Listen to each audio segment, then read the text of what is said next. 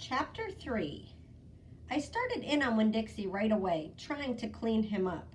First I gave him a bath. I used the garden hose and some baby shampoo. He stood still for it, but I could tell he didn't like it. He looked insulted, and the whole time he didn't show me his teeth or wag his tail once. After he was all washed and dried, I brushed him good. I used my own hairbrush and worked real hard at all the knots and patches of fur stuck together. He didn't mind being brushed. He wiggled his back like it felt pretty good. The whole time I was working on him, I was talking to him, and he listened. I told him how we were alike. "See," I said, "you don't have any family, and neither do I. I've got the preacher, of course, but I don't have a mama.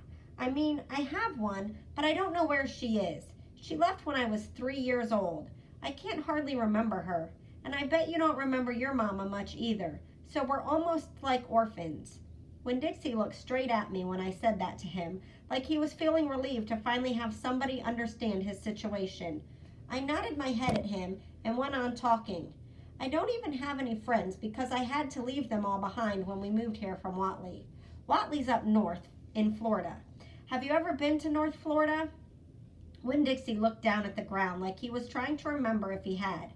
"You know what," I said, "ever since we moved here, I've been thinking about my mama extra hard, more than I ever did when I was in Whatley."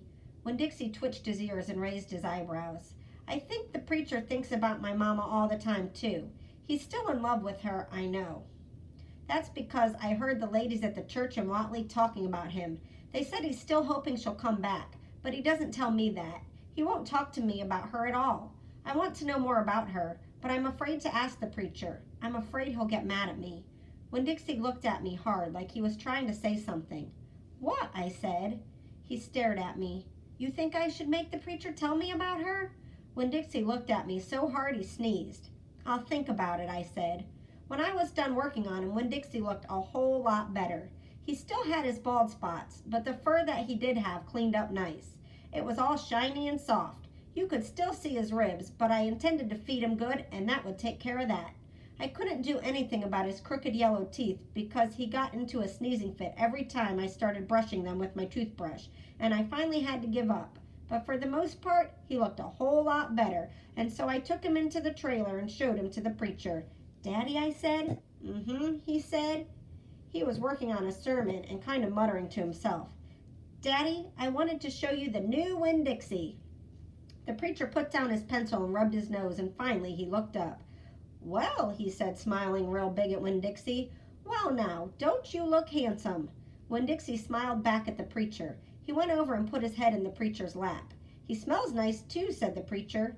He rubbed Winn-Dixie's head and looked into his eyes. "Daddy," I said real quick before I lost all my nerve, "I've been talking to Winn-Dixie." "Is that right?" the preacher said. He scratched Winn-Dixie's head. "I've been talking to him, and he agreed with me that since I'm 10 years old, you should tell me 10 things about my mama.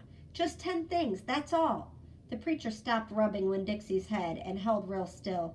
I could see him thinking about pulling his head back into his shell. "1 thing for each year I've been alive," I told him. "Please?"